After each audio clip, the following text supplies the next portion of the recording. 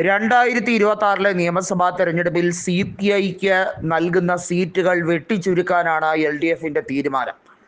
നിലവിൽ CPI മത്സരിക്കുന്ന സീറ്റുകൾ കുത്തനെ കുറച്ചുകൊണ്ട് 27 സീറ്റുകൾ നൽകുന്നതിൽ നിന്നും നേരെ 20ലേക്ക് താഴ്ത്താനുള്ള പ്ലാനാണ് ഇപ്പോൾ നേതാക്കൾ അവലംബിക്കുന്നത്.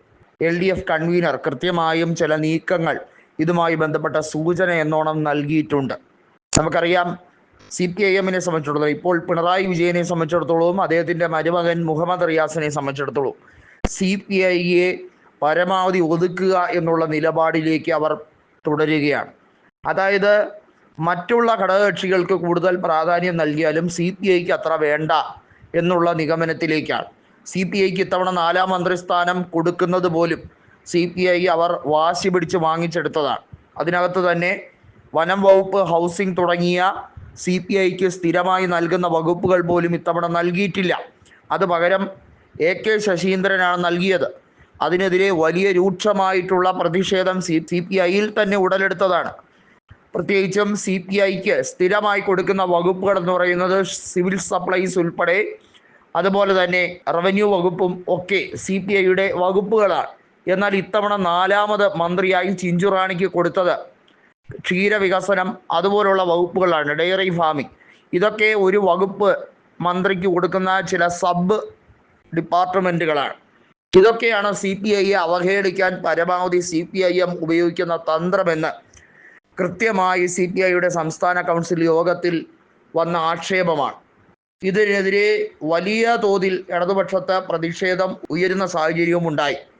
ഇന്നലെ വന്നവർക്ക് വലിയ ആനുകൂല്യങ്ങൾ നൽകുന്ന ഇടതുപക്ഷം പരമ്പരാഗത സഖ്യ സുഹൃത്തുക്കളെ പലരെയും മറക്കുന്നു, CPI നേതാക്കളെ അവഹേളിക്കുന്നു, വളരെ മനഃപൂർവ്വം ഇകഴ്ത്തുന്നു എന്നുള്ള നിലപാടാണ് ഇപ്പോൾ വന്നിരിക്കുന്നത്. കണ്ണൂർ ജില്ലയിലെ CPIഎം നേതാക്കളും പാലക്കാട് ജില്ലയിലുള്ളവരുമൊക്കെ CPIക്കെതിരെ അതിരൂക്ഷമായ വിമർശനവുമായി വരുന്നത് ഇതാദ്യമായി ഒന്നുമല്ല. മാത്രമല്ല, തൃശ്ശൂരിൽ സുരേഷ് ഗോപിയുടെ വിജയത്തിന് കാരണമായത് എന്താണെന്നുള്ളത് ഏവർക്കും അറിയാം. തിരുവനന്തപുരം ലോക്സഭാ മണ്ഡലത്തിൽ CPIയുടെ മുതിർന്ന നേതാവായ പന്ന്യൻ രവീന്ദ്രൻ, അദ്ദേഹം 2005 ലോക്സഭാ ഉപതെരഞ്ഞെടുപ്പിൽ PK വാസുദേവൻ നായരുടെ നിര്യാണത്തെ തുടർന്നുള്ള ഉപതെരഞ്ഞെടുപ്പിൽ 75,000-ഓളം വോട്ടുകൾക്കാണ് കോൺഗ്രസിൻ്റെ VS ശിവകുമാറിനെ പരാജയപ്പെടുത്തി MP ആയത്. അദ്ദേഹത്തിന് പോലും ഇക്കുറി ശശി തരൂരിനെതിരെ മത്സരിച്ചപ്പോൾ 3ാം സ്ഥാനമാണ് ലഭിച്ചത്.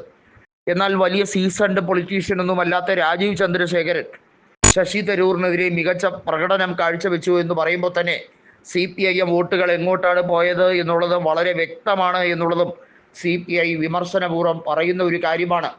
ഇതിൽ നിന്ന് മനസ്സിലാകുന്ന ഒരു കാര്യമുണ്ട്, CPIഎം എങ്ങനെയും CPIയെ പരമാവധി പുകച്ച് പുറത്തിയടിക്കാൻ നോക്കുകയാണ്. അവർക്ക് CPIയുടെ സഹായമില്ലാതെ ഒറ്റയ്ക്ക് കേവല ഭൂരിപക്ഷം നേടിയെടുക്കണം എന്ന അധികാരമോഹമാണ്. CPIക്ക് കൊടുക്കുന്ന വകുപ്പുകൾ 4ൽ നിന്ന് 2ആയി ചുരുക്കണം. അവർക്ക് മത്സരിക്കുന്ന സീറ്റുകൾ, അവരിപ്പോൾ നിലവിൽ 17 MLAമാരാണുള്ളത്. അത്രയും സീറ്റ് നൽകിയാലും അത് പുതിയ സീറ്റുകളൊന്നും അവർക്ക് നൽകണ്ട എന്നുള്ള രീതിയിലേക്ക് വരികയാണ്.